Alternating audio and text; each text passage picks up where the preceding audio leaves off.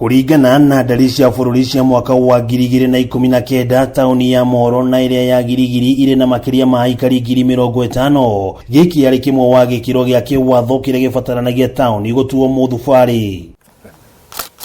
Makiaria hingo ya kuneana riboti ya mwanya kuri gavana wa Naikuru, kamiti igiri na iria ikoretwo ikihariria riboti ciigie muingi na tauni ici cieri ciugite ni murikite woni wa muingi na uhoti uria uri na tauni ici hari uthii wa na mbere. The committee carried out extensive tour of the area under consideration for elevation into a municipality.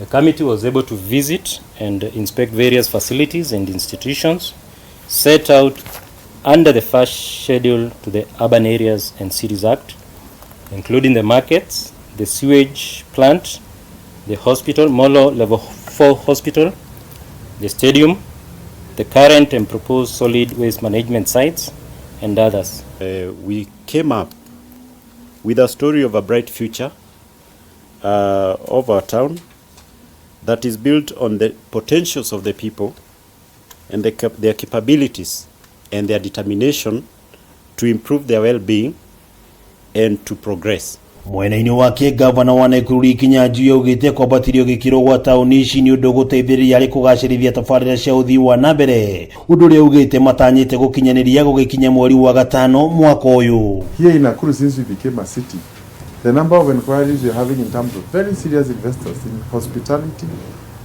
other commercial activities is very high, which also means that even if you have to look at it basically from employment and wealth creation, if you have a hotel coming here that will employ 100 people, we have created 100 jobs.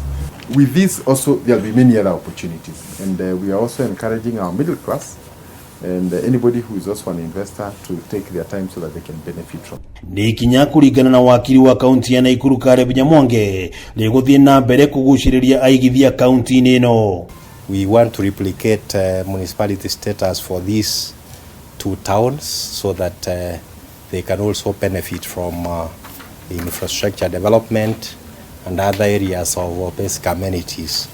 Girivotera Kameme TV kuma kaunti ya Naikuru ritwo ria kuona wa ng'ombe wa Maina.